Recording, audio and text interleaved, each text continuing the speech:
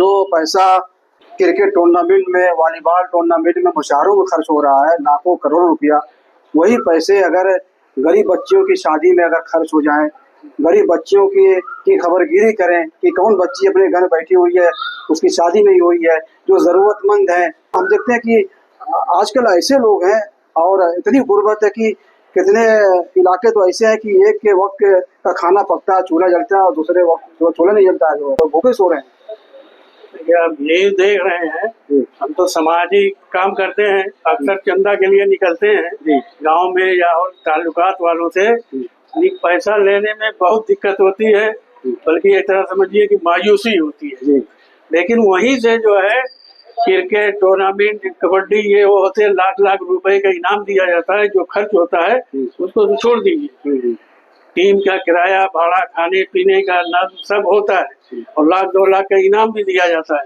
लेकिन उसी गांव में जो है अगर कोई एक मस्जिद के लिए निकल जाए तो उसका चंदा मुश्किल हो जाता है। यही लोग, यही आबादी है, यही लोग हैं।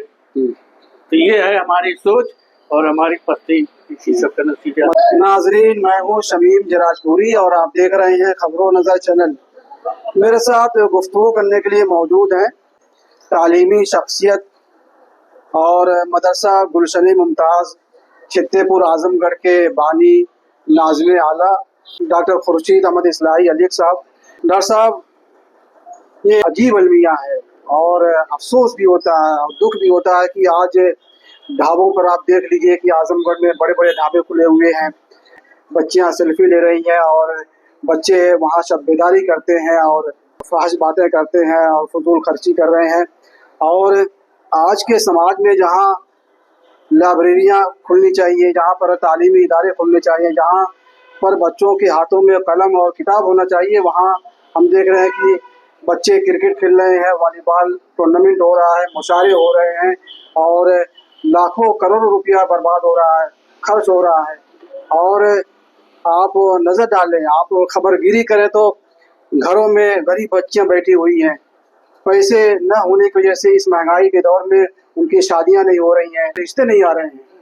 ये जो पूरा मंजरनामा है, ये जो हालात हैं, इस पर क्या तासुरात हैं आपके?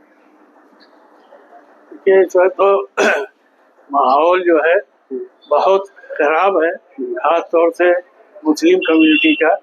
जो पैसा जो है धुआंधार जो है अयासी और फजूल खर्ची में खर्च हो रहा है, इसी का नतीजा है कि वो हर जगह पस्ती की तरफ चले जा रहे हैं। इसका नुकसान हमको नजर नहीं आ रहा है और हम पैसा रात रात भर, हमारे बच्चे गायब रहते हैं गाड़ी लेकर के यहाँ वहाँ, ये सब आप खुद बता रहे हैं, ये सब पैसा ही लगता है, पैसे की बर्बादी है। और अभी एक आदमी गार्जियन, हमारा बेटा अगर जाता है तो हमको उसकी फिक्र नहीं है, लेकिन अगर एक दरवाजे पर अगर कोई शादी की दरखास्त कर देता है तो उसको अटक करके भगा देते हैं, सब ऐसे मांगने चले जाते हैं। हमारा तो फर्ज ये है एक मुस्लिम होने के नाते कि अगर कोई सवाल आ गया हमारे दरवाजे पर, हम उसका सवाल पूरा कर दें, अब हस्बे इस्तिताअत, लेकिन उसको धुतकारें ना, इसके लिए बड़ी वही दाई है, बहुत सख्ती से मना है। लेकिन जो है कोई असर नहीं है, पढ़ाई लिखाई पे कोई ध्यान नहीं है। जो लड़के पढ़ने लिखने भी जाते हैं वो माँ बाप का पैसा जाया कर रहे हैं, वो लखनऊ, कोटा, इधर उधर कोचिंग में जा करके पैसा बर्बाद करके चले आ रहे हैं। कम से कम हमारे जो बिरादराने वतन है, उनके जो बच्चे हैं, उनके हाथों में कलम है, किताब होना चाहिए है जी, वो होना चाहिए, लेकिन है नहीं जी। पैसा भी उसी के नाम पे बर्बाद कर रहे हैं जी। कितने बच्चे ऐसे हैं जो माँ बाप से पैसा लेकर के और खाली हाथ वापस आ जा रहे हैं। माँ बाप कब तक देंगे? 10 साल, 2 साल, 4 साल बता रहे, नहीं आ पा रहा है, वापस आ गए, पैसा समझाया गया और न काम है न कुछ है।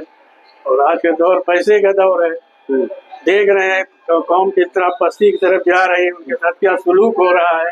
उसके लिए उसका वाहिद इलाज है कि हम तालीम में आगे बढ़े, वही हमारे लिए, हमारे फायदे के लिए है, उसी से हम अपने आप को बचा सकते हैं। डॉक्टर साहब, जो उलमा हजरात हैं, जो मुफ्तियान साहिबान हैं, वो अपील कर रहे हैं, वो वाज़ो नसीहत कर रहे हैं और खुतबा जुमा में तकरीरें भी करते हैं और बड़े बड़े सेमिनार हो रहे हैं, जलसे हो रहे हैं कि फजूल खर्ची से आप बचें और दीन की तरफ आएँ, अपने बच्चों को तालीम दें और बच्चियों को ज़ेर तालीम से आरास्ता करें। लेकिन इन सब का कोई असर नहीं पड़ रहा। हम देखते हैं कि जो नई नस्ल है जो नई पीढ़ी है वो बर्बादी की तरफ जा रही है, और बेटा बागी बनना बाप का। देखिए, उलमा का कोई लिहाज नहीं बाकी है, उलमा की बातों का कोई असर नहीं है। और जब हम अपने उलमा और अपने अकाबरीन की बातों पर अमल नहीं करेंगे तो हमारा असर पस्ती ही की तरफ है। हम उनको, आज की नस्ल उलमा को बिल्कुल खातिर में नहीं लाती, उनकी बातों को बिल्कुल नजरअंदाज करती है। उसी का नतीजा है कि हम नुकसान होते चले जा रहे हैं। उलमा की बातों का असर हो, हम नमाज रोजा की तरफ तवज्जो दें, पढ़ाई की तरफ तवज्जो दें, तो आदमी तरक्की करेगा। तरक्की तो कौम की तालीम में है और किसी चीज। जब जो कौम तरक्की याफ्ता है, अगर तालीम है तो वही तरक्की कर सकते हैं, वरना वो कौम मुर्दा है।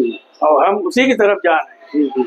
आज का दौर तो दूसरा है, इलेक्ट्रॉनिक टेक्नोलॉजी साइंस में दुनिया भाग रही है, लेकिन हम बैक हो रहे हैं।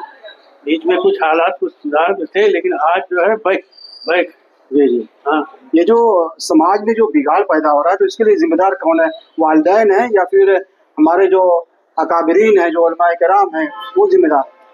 नहीं, इसमें तो सबकी कमी है। गार्जियन भी कोई इंटरेस्ट नहीं ले रहे हैं। गार्जियन की तरफ से बच्चों को पूरी छूट है, क्योंकि हम इदारा चलाते हैं, स्कूल चलाते हैं, कहीं से भी हमको गार्जियन का सपोर्ट नहीं मिलता। इससे ये मालूम होता है कि बच्चों को गार्जियन की शाह मिल रही है। अगर गार्जियन की तरफ से कोई मामला टाइट नहीं है तो लड़के बर्बाद होंगे, कोई असर नहीं पड़ेगा। जब घर के वालिदैन का असर नहीं पड़ेगा तो बाहर के लोगों का या उलमा का या अकाबिर के कितना असर होगा? डॉक्टर साहब, जो पैसा क्रिकेट टूर्नामेंट में, वॉलीबॉल टूर्नामेंट में मुशाहरों में खर्च हो रहा है, लाखों करोड़ों रुपया, वही पैसे अगर गरीब बच्चियों की शादी में अगर खर्च हो जाए, गरीब बच्चियों की खबरगिरी करें कि कौन बच्ची अपने घर बैठी हुई है, उसकी शादी नहीं हुई है, जो ज़रूरतमंद है।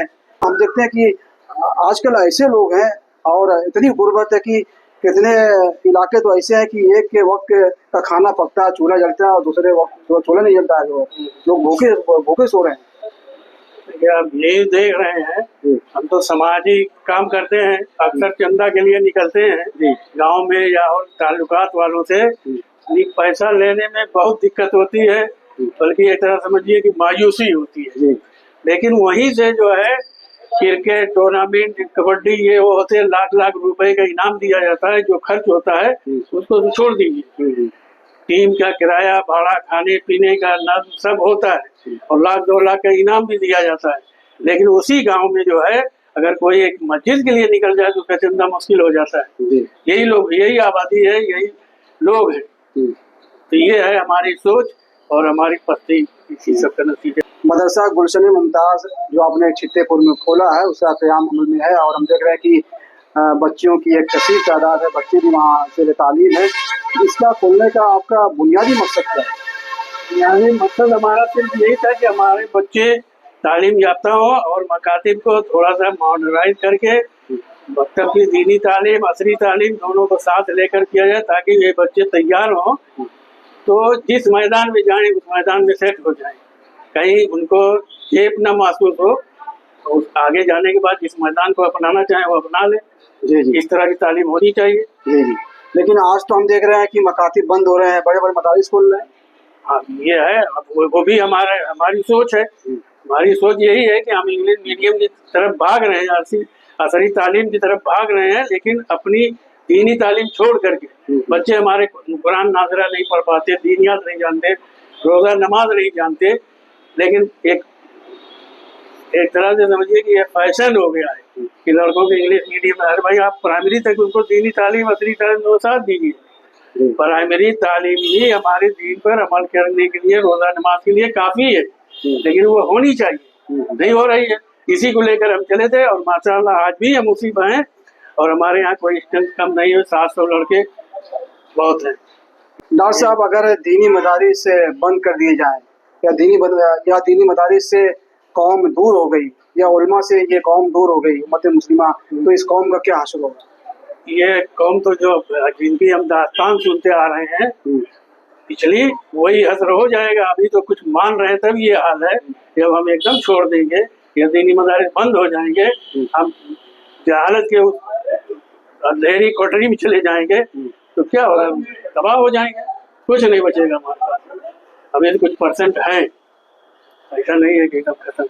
नाजरीन, डॉक्टर खुर्शीद अहमद इस्लाही अलीक साहब हमसे गुफ्तगू कर रहे थे और जो हालात हैं इस वक्त उम्मत मोहम्मदिया का, आप उस पर अपने तासुरात का इजहार फरमा रहे थे। खबरों नजर चैनल के लिए शबीम जराजपुरी, आजमगढ़।